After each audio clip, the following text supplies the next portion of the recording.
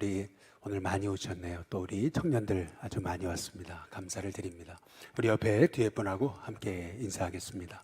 사순절 예수님의 이름으로 승리합시다. 우리 함께 같이 인사하겠습니다. 우리 한 번 더 옆에 분 뒤에 분하고 인사하겠습니다. 더욱더 깊이 예수님 바라봅시다. 우리 같이 인사하겠습니다. 우리 마지막으로 이렇게 인사해 보겠습니다. 예수님이 나의 힘이십니다. 우리 같이 인사하겠습니다. 할렐루야. 오늘부터 사순절이 시작됩니다.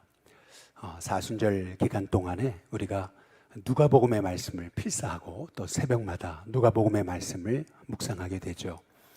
그래서 오늘은 누가복음 1장 1절에서 4절의 말씀을 가지고 우리가 누가복음에 관한 서론적인 얘기를 좀 해볼까 합니다. 사순절이 왜 사순절이겠습니까? 주일을 뺀 40일을 예수님을 기억하며 그 고난에 동참한다라고 하는 의미에서 우리가 사순절이라고 하는 거죠. 주일까지 합하면 46일이 되는 거고요. 부활절까지 합하면 47일이 되는 겁니다.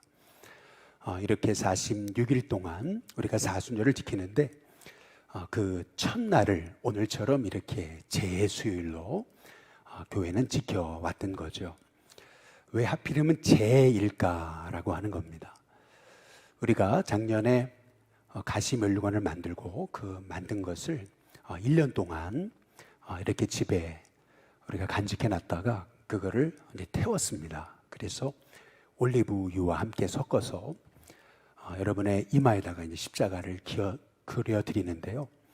그것은 우리가 예수님의 십자가의 고난에 동참할 뿐만 아니라 흑인이 너는 흑인이 흑으로 돌아갈지라 우리가 흑임을 기억하는 그러한 날이 이제 제수요일입니다.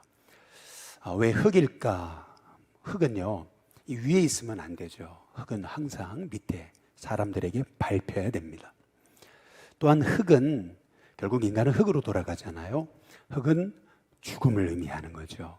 결국 우리가 유한한 존재임을 기억하는 것이 그것이 흑입니다. 또한 흙이라는 것은 죽음임과 동시에 흙에 씨앗이 떨어지면 거기에 생명이 잉태되죠. 흙이 있어야 그 흙에서 생명이 살아나게 되는 겁니다. 그래서 저는 이 흙이다, 이 제수일이다. 우리가 제수일을 지키면서 우리가 더욱더 의지해야 될 분은 하나님밖에 없음을, 나는 죄로 돌아가고 죽을 수밖에 없는 존재임을, 그러나 내가 죽고 내가 예수님 안에 다시 사는 은혜가 있게 해달라고 기도하면서 이 제수일을 지켰으면 좋겠습니다. 특별히 흑은 또한 죽음을 의미하기도 하지만 생명을 의미하듯이 저는 이 사순절 제수일로 시작해서 사순절을 지키면서 우리가 다시 처음 예수님을 믿었던 그 자리로 돌아갔으면 좋겠어요. 우리가 은혜 받고 구원 받고 하나님의 꿈을 꾸면서 우리가 소원했던 거, 그것은 내가 남에게 선물이 되는 인생이 되고자 고백했던 거 있잖아요. 너는 복이 될지라 하셨던, 하나님 제가 부족하고 연약한 인생이지만 저 때문에 이 땅이 소망 있게 해달라고, 제가 복의 통로가 되게 해달라고, 저 한 사람을 통해서 많은 죽어가는 영혼이 일어나게 해달라고 그 기도했던 그런 기도가 우리 성도님들께 다시금 회복돼서 이 사순절, 이 46일, 40일의 이 기간이 저와 여러분에게 있어서는 내 인생이 남에게 복음의 선물로 다시 태어나는 그러한 귀한 계기가 될 수 있는 사순절이 되기를 주님의 이름으로 축복합니다. 이제 그런 의미에서 우리 누가복음의 말씀이 너무나 중요해요. 누가가 데오빌로라고 하는 한 사람을 위해서 쓴 것이 누가복음 아니겠습니까? 데오빌로라고 하는 사람은, 데오 바로 하나님, 빌로 필리아, 그래서 사랑이라고 하는 말의 의미죠. 데오빌로라고 하는 말의 의미는 하나님을 사랑하는 자라고 하는 뜻이 있습니다. 아마도 이 데오빌로라고 하는 말의 이 용어는 로마 시대, 로마 제국 당시에 고위 관리를 지칭하는 단어였다라고들 이렇게 얘기를 합니다. 이 데오빌로라고 하는 사람은 굉장히 높은 직위에 있었던 로마 관리였던 것을 볼 수가 있죠. 근데 이분이 새로 예수를 믿은 것 같아요. 새로 믿은, 우리식으로 말하면 새 가족이었던 것 같은데요. 이런 새 가족에게 누가가 예수님을 알리기 위해서 예수님이 누구신지, 또한 그분이 십자가에 죽으시고 부활하신 다음에 승천하시기 직전에 무슨 말씀을 주셨는지, 또 그 말씀을 받은 제자들이 어떻게 세상 가운데 나가 복음을 전했는지, 그것을 전해주고 알리기 위해서 쓰게 된 서신, 복음서, 편지가 이 누가복음이 되는 거죠.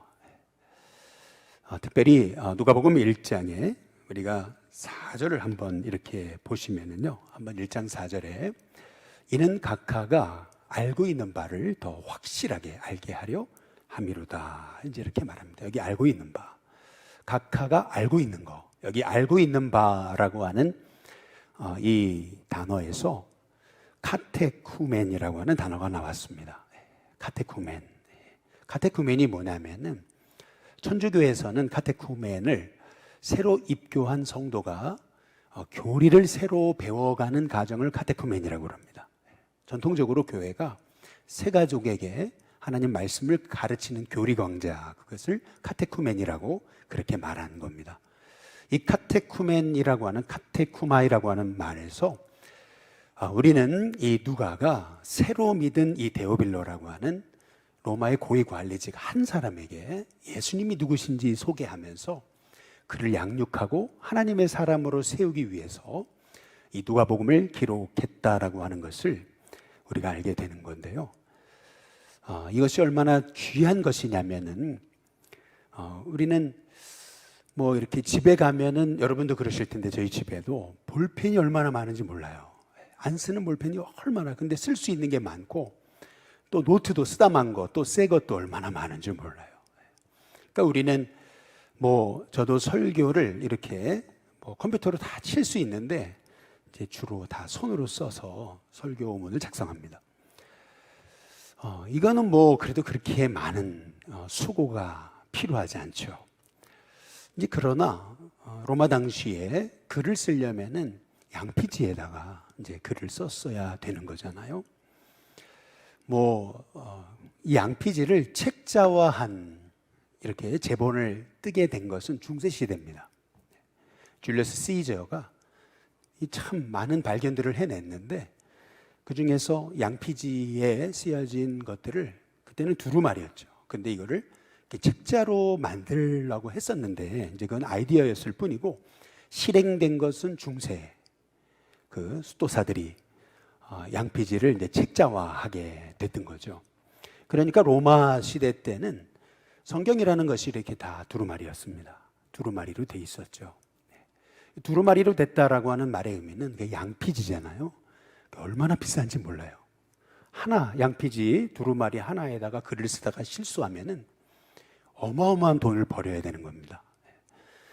그런데 지금 누가복음, 그것도 24장이고 그리고 사도행전 28장이거든요. 총 52장을 써내려가면서 한 영혼에게 예수님을 소개하기 위해서 그가 얼마나 많은 재정을 투입했는가.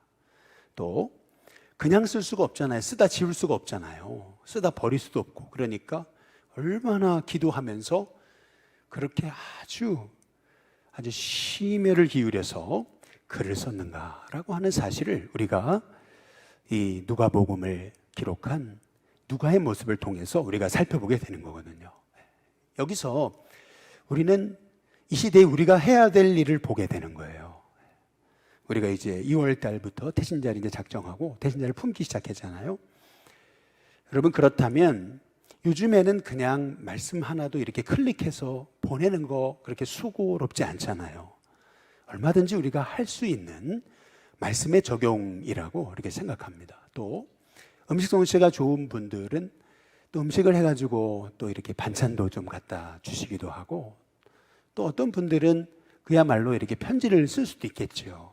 또한 어떤 분들은 뭐 일부러 시간을 내서 같이 교제하고 또 밥도 사드리고 뭐 작은 선물도 나누고 뭐 이런 여러 가지 우리가 수고로움을 통해서 내가 누군가에게 선물이 되는 인생이 된다는 거, 여러분 이거는 너무나 귀한 일이라고 봐요. 그래서 우리가 태신자 전도 운동을 통해서 여러분이 누군가에게 복음의 선물이 되도록 누가가 데오빌로 한 사람을 구원하기 위해 이렇게 복음서를 52장이나 쓰는 수고를 아끼지 않은 것처럼 우리 일신교회 성도님들도 그렇게 한 영혼을 세우기 위해 우리가 수고를 아끼지 않는 하나님의 종들이 될 수 있기를 주님의 이름으로 축복합니다.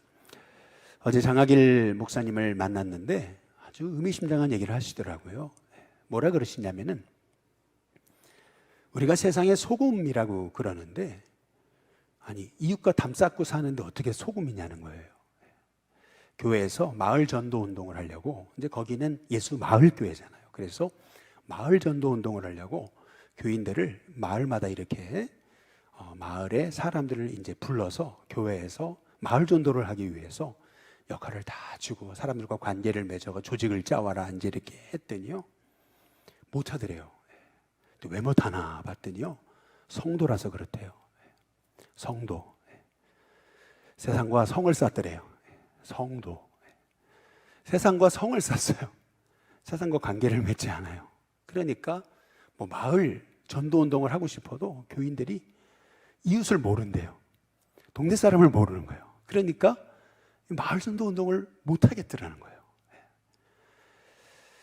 저는 그 얘기를 들으면서 굉장히 의미 있는 말씀이다라는 그런 생각을 해봤습니다. 여러분 우리가 세상의 소금인데 세상의 소금인 우리가 이웃과 담을 쌓고 살아요. 근데 어떻게 세상의 소금이 됩니까? 우리가 세상의 소금이 되려면 우리의 삶이 이웃과 연결돼야죠.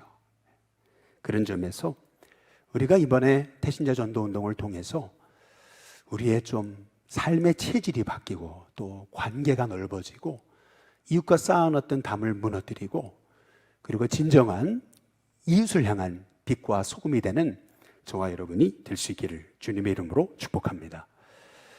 홍천에 있을 때 우리 교회는 참 전도 열심히 했거든요. 그래서 교회가 많이 부흥을 했어요. 그런데 막 전도하자고 그러니까 우리 권사님 하셨던 말씀이 있었어요. 그게 뭐냐면은 지금도 잊지를 못해요. 목사님 늙은 닭은 알도 못 나요 그러더라고요. 그래서 제가 그거 참 일리 있는 얘기네 이런 생각을 했어요. 그러다가 계속 말만 하면은 늙은 닭은 알도 못 나요 이렇게 자꾸 그러니까 이분이 너무 그 테이프처럼 그렇게 하시니까 하루는 제가 그랬어요. 아니 늙은 닭이 알은 못 나도 그래도 꼬꼬닥하진 않냐고. 여러분 아무리 알은 못 나도 우리가 기도는 해야 되지 않겠습니까? 저와 여러분이 알은 못 나도 정말 영혼 구원할 수 있게 우리 일신교회가 복의 통로 되게 해달라고 그렇게 기도할 수 있는 저와 여러분이 될 수 있기를 주님의 이름으로 축복합니다. 누가복음 1장 오늘 1절에서 2절에 보시면은 한번 같이 한번 읽어볼까요? 같이 있습니다. 시작. 우리 중에 이루어진 사실에 대해서 처음부터 목격자와 말씀의 일꾼된 자들이 전하여 준 그대로 내력을 저술하려고 그 다음 뭐라 그래요? 붓을 든 사람이 많다 이제 이렇게 말합니다. 지금으로 얘기하면 뭐 컴퓨터 앞에 앉은 사람이 많다, 뭐 볼펜을 든 사람이 많다, 연필을 든 사람이 많다 이제 이렇겠지만 붓을 든 사람이 많다 이제 이렇게 이제 말하고 있습니다. 마태, 마가, 누가, 요한복음이 이제 사복음서잖아요. 이 사복음서, 복음서를 쓰기 위해서 참 많은 사람이 펜을 들었다라고 하는 얘기인데, 네, 누가가 누가복음을 쓸 당시에는 마태, 마가복음이 쓰여졌죠. 요한복음은 나중에 쓰여졌어요. 그렇다면요, 한번 생각을 해보세요. 그렇게 복음서를 쓰려고 했던 사람이 많았는데 붓을 든 사람이 많았다 그랬잖아요. 근데 그 많던 책 다 어디 갔습니까? 그 많이 써놓은 책들 다 어디 갔어요? 지금 성경으로 하나님이 허락하신 그러한 복음서는 딱 4개뿐이에요. 마태, 마가, 누가, 요한. 그렇다면은 우리가 왜 하나님이 누가라는 사람이 쓴 그 누가복음을 성경으로 인정하게 하셨을까? 왜 누가를 사용하셨을까? 우리가 좀 살펴볼 필요가 있는 거예요. 붓을 든 사람이 많아요. 얼마나 책이 많았는지 몰라요. 근데 성경으로 허락하신 말씀은 누가가 쓴 누가복음이었다라고 하는 거죠. 그 이유가 뭘까? 누가복음 1장 한번 3절에 한번 보시면은요, 이렇게 얘기합니다. 우리 같이 한번 읽어보겠습니다. 함께 있습니다. 시작. 그 모든 일을 근원부터 자세히 미루어 살핀 나도 데오빌로 각하에게 차례대로 보내는 것이 좋은 줄 알았노니. 여기 보니까 누가가 한 일, 그것은 뭐냐면 대충 그렇게 그냥 자료 모아가 수집해서 그냥 썼다는 얘기가 아니고요, 그 모든 일을 근원부터 아주 자세히 미루어가지고 차례대로 살펴서 그걸 차례대로 쓴, 그것이 바로 누가복음이라는 것을 우리가 알 수가 있는 거죠. 윌리엄 바클레이는 이런 얘기를 했습니다. 영감이라고 하는 것은 단순히 그냥 앉아서 아무 일도 하지 않는 그런 게으름뱅이에게 찾아오는 것이 아니라는 거예요. 영감이라는 거, 이 스피릿이라는 거, 어떻게 딱 뭔가 떠오르는 이거 있잖아요. 유레카라고 하는 거는요, 그냥 가만히 아무것도 안 하는 게으름뱅이들, 앉아있는 사람에게 오는 게 아니라는 거예요. 영감이란 끊임없이 진리를 찾기 위해 구하고 노력하고 연구하고 공부하고 애쓰고, 그렇게 진리를 깨닫기 위해서 그렇게 몸부림치는 사람에게 찾아오는 것이 영감이라는 거죠. 누가는요, 예수님의 복음을 전하기 위해서 얼마나 자료를 찾고 사람들과 만나고 또 예수님의 제자들과 대화하고 또 예수님을 만났다고 하는 사람들과 만나고 또 바울과는 함께 가이사랴 그 감옥에 2년 동안 같이 갇혀 있으면서 그 바울의 그 복음을 듣고 그렇게 해가지고 쓴 것이 누가복음인 거예요. 그래서요, 이 성경학자들은 그런 얘기를 합니다. 누가복음 1장 1절에서 4절까지가요, 신약 성경의 헬라어로 된 성경, 그 헬라어 원어로 보면은 가장 탁월한 문체라고 얘기합니다. 가장 아름다운 헬라어, 그것이 누가복음 1장 1절에서 4절이라고 얘기합니다. 가장 아름다운 헬라어로 성경을 기록한 사람. 그래서 누가복음 사도행전을 여러분 잘 읽어보세요. 이게 얼마나 놀라운 말씀인지 몰라요. 그래서 누가가 얼마나 하나님의 말씀을 정말 예수님을 모르는 그 세 가족에게, 데오빌러라고 하는 사람에게 증거하기 위해, 세 가족을 양육하기 위해서 얼마나 심혈을 기울여서 성경을 기록하려고 애썼는가라고 하는 것을 우리가 살펴보고, 하나님, 우리도 하나님 말씀 앞에 게으르게 그냥 생각 없이 말씀 앞에 서는 게 아니고 이 말씀을 깨닫기 위해서 더 몸부림치고 연구하고 묵상하고 암송하고 더 이 말씀 앞에 사로잡히는 하나님의 종이 되게 해달라고 기도할 수 있는 저와 여러분이 돼야 될 줄로 믿습니다. 그래서 누가복음에, 마태, 마가, 요한복음에는 없는 누가복음에는요, 이 누가는 이 초대교회 역사가 였다고 얘기를 해요. 누가복음에 3장 한번 1절에서 2절에 보면 이렇게 얘기합니다. 한번 같이 한번 읽어볼까요? 같이 있습니다. 시작. 디베리오 황제가 통치한 지 15째 해, 곧 본디오 빌라도가 유대의 총독으로, 헤롯이 갈릴리의 분봉왕으로, 그 동생 빌립이 이두레와 드라고닛 지방의 분봉왕으로, 루사니아가 아빌레네의 분봉왕으로, 안나스와 가야바가 대제사장으로 있을 때 하나님의 말씀이 빈들에서 사가랴의 아들 요한에게 임한지라. 여기 보면 이 역사적인 배경을 6가지를 들어서 그렇게 이 누가는요, 우리에게 소개하고 있어요. 6가지 방법으로 말이죠. 총독은 누구고, 황제는 누구고, 그리고 분봉왕은 누구고, 이것을 6방법을 통해서 6단계를 거쳐서 이렇게 하나님의 복음을 설명하고 있어요. 얼마나 이 누가가 복음을 바로 설명하기 위해서, 그것도 로마 고위직에 있는 사람이잖아요. 고위직에 있는 사람에게 얼마나 역사적인 근거를 가지고 복음을 전하기 애썼는가라고 하는 사실을 우리가 이 짧은 이 누가복음 3장 1절에서 2절을 통해서도 우리는 살펴볼 수가 있는 거죠. 실은요, 고고학적으로 우리가 본디오 빌라도에게 고난을 받으사라고 얘기하지만은 이 본디오 빌라도라고 하는 사람이 고고학적으로 이렇게 발견된 이름이 없습니다. 고고학적으로 본디오 빌라도라는 이름이 찾을 수가 없어요. 고고학적인 그런 발견을 통해서는요. 그래서 많은 사람이 이 본디오 빌라도가 실제 인물이냐, 가상인물 아니냐, 성경이 거짓 아니냐, 이게 사람들이 의문을, 이제 퀘스천 마크를 던졌거든요. 근데 놀랍죠. 이 가이사랴가 항구예요. 우리 지금 인천 같은 곳인데 가이사랴 그 항구를 항만을 정비하고 있었어요. 포크레인으로요. 근데 포크레인으로 항만을 정비하는데요, 뭐가 딱 걸렸어요. 돌이 걸려가지고 그걸 탁 빼냈는데요, 이만한 돌인데요, 여러분 그 돌에 뭐라고 써 있었냐면 폰티우스 필라토스라고 써 있었습니다. 폰티우스 필라토스, 헬라어로. 무슨 말이냐면 그 가이사랴에 통치하고 있었던 총독이 누구냐, 당시 여기 지경을 통치하고 있었던 사람이 누구냐, 폰티우스 필라토스라고 나오는 것을, 이 돌을 발견한 거예요. 2000년 전의 돌을. 그러니까 이 본디오 빌라도라고 하는 인물이 실제 인물이었다는 것이 증명된 거잖아요. 그렇잖아요. 얼마나 놀라운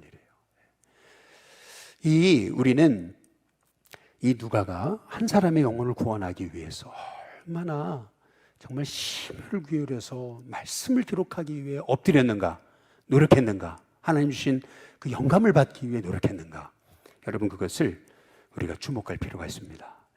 마찬가지로 그래서 우리가 성경을 배워야 되고요, 그래서 배운 성경을 가지고 많은 사람들과 나눌 수 있고, 이단보다 더 복음을 잘 설명할 수 있고 성경을 더 잘 풀어낼 수 있는 하나님의 종이 된다는 거, 이것은 영광스러운 일이라고 저는 분명히 믿습니다. 이단들이 성경 가져와서 얘기해도 난 모르고, 그래 얘기하고 가면은 괜히 찝찝하고 뭔가 그게 맞는 것 같고, 이제 그래가지고 이렇게 우리가 복음에 대해서 자신 없는 그러한 크리스찬이 아니라 정말 복음을 가지고 말씀이 어디에서부터든 그 말씀을 시작해서 예수님을 전할 수 있는 그런 주님의 종이 돼야 되지 않나라고 하는 그러한 도전을 받게 되는 거죠. 그런 은혜가 저와 여러분 가운데 있게 되시길 주님의 이름으로 축복합니다. 하나님 왜 누가를 쓰셨는가? 그것은 의사, 이 누가는 지성을 다해서 성경을 기록하기 위해 힘을 썼다는 거죠.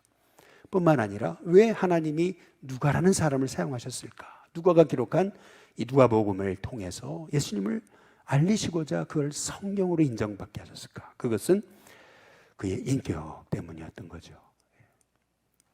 골로새서 4장 한번 14절을 보시면은 의사 누가에 대해서 뭐라 하냐면 한 단어가 더 붙었죠. 뭐라 그러죠?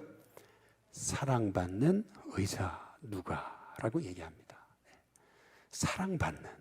저는 저와 여러분이 여러분의 친구에게, 여러분의 부모님께, 여러분의 직장 동료에게, 또 우리 성도들에게, 만나는 사람에게 사랑받는 인생 되시기를 주님의 이름으로 축복합니다. 사랑받는 인생이 된다는 건 너무 아름답죠. 한번 옆에 분, 뒤에 분하고 한번 인사해 보겠습니다. 사랑받는 인생이 되시기를 바랍니다. 한번 인사해 보겠습니다.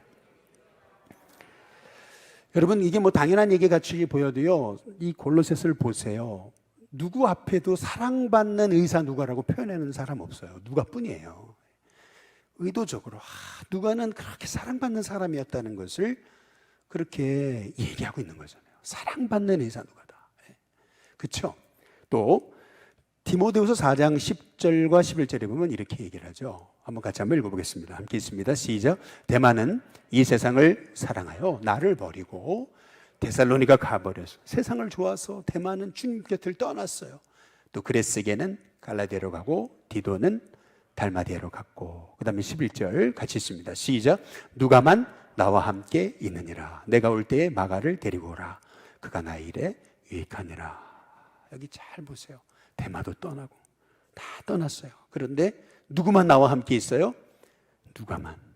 이 감옥에서 같이 고난당하는 참 신실한 믿음의 사람. 복음 때문에 주님 복음 전하다 감옥에 갇혀서 바울과 함께 그 감옥에 갇혀있던 그 누가만 나와 함께 있다. 이 사도 바울의 구구절절한 말을 통해 누가라는 인물이 어떤 사람인지 우리가 느껴지지 않아요? 복음 때문에 고난당하고 복음 때문에 어려움 당하기를 두려워하지 않았던 인물이 누가였던 거죠. 글만 잘 쓰고 그냥 병만 고치는 의사가 아니고 정말 주님을 만난 그런 영적인 치유자로서 복음 전도자로 살았던 인생이 누가였던 것을 볼 수가 있는 거죠. 뿐만 아니라 빌레몬서 1장 23절과 24절을 한번 보시면은 같이 한번 읽어보겠습니다. 함께 있습니다. 시작. 그리스도 예수 안에서 나와 함께 갇힌 자 에바브라와 또한 나의 동력자 마가 아리스타고 데마 그리고 누구요? 누가가 문안하느니라. 바울은 자기의 동력자를 누가라고 얘기하고 있습니다.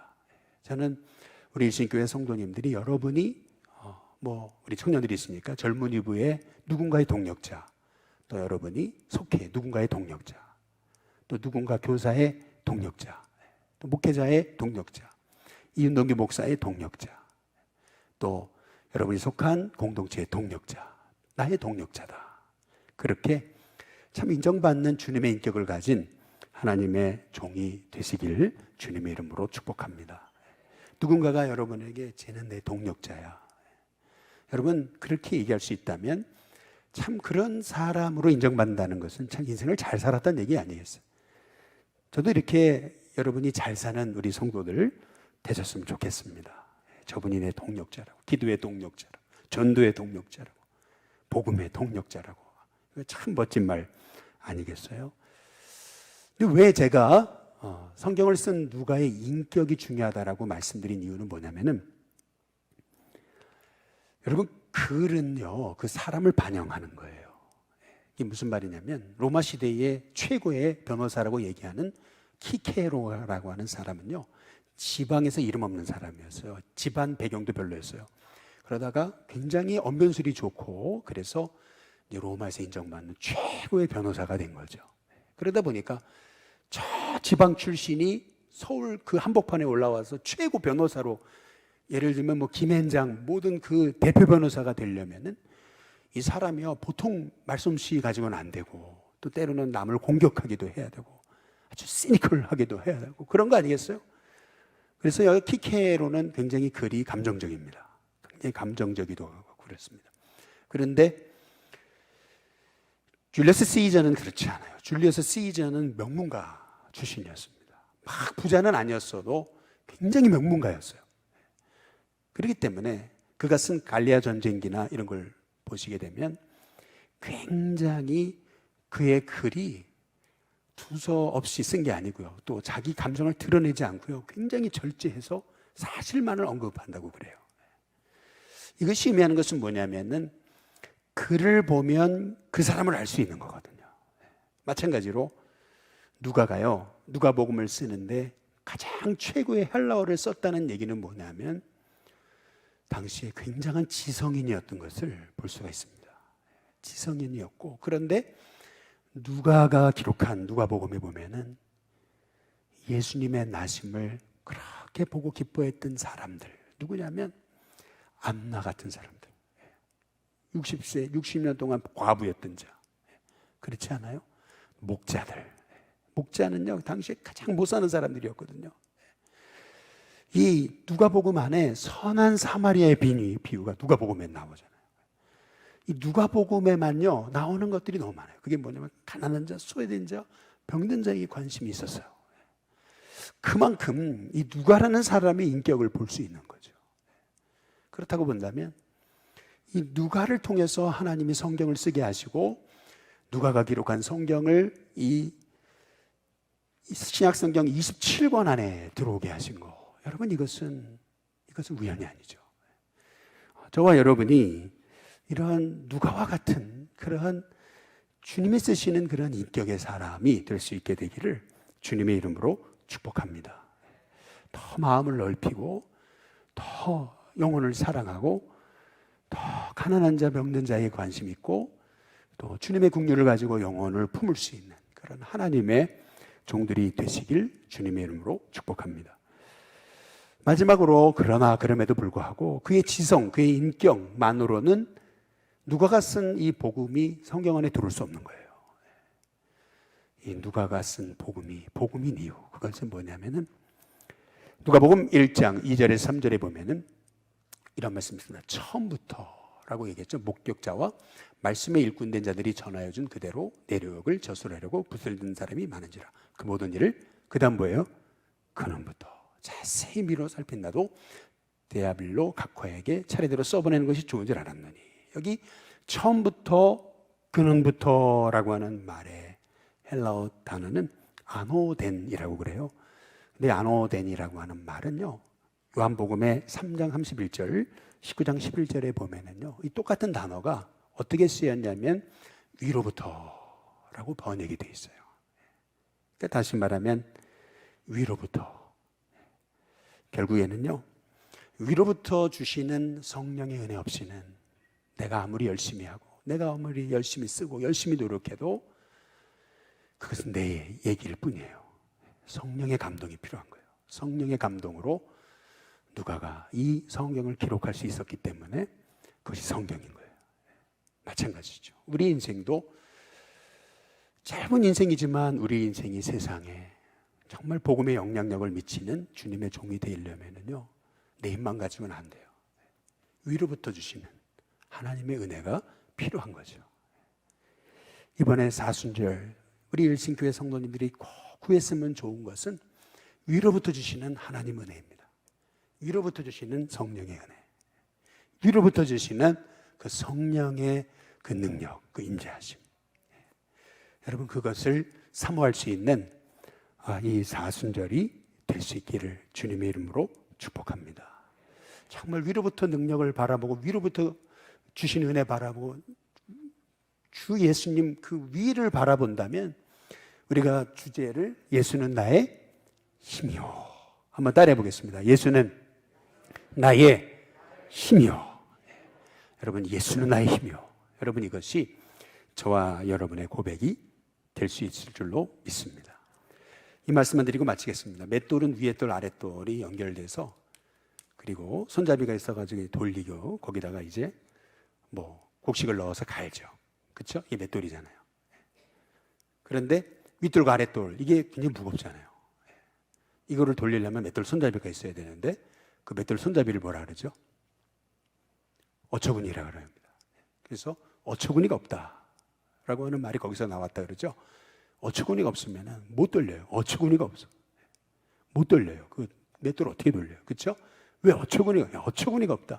이 어처구니라고 하는 게 이제 맷돌을 돌리는 그 나무, 그를 의미하는 거죠. 그렇다면 여러분, 우리 인생의 어처구니가 뭐겠습니까? 어처구니가 없으면 안 되거든요. 어처구니가 있어야 되거든요. 그 어처구니가 뭡니까? 위로부터 주시는 성령의 능력입니다. 성령님이세요. 성령님이 빠진 신앙생활은 단지 인간의 열심에 불과합니다.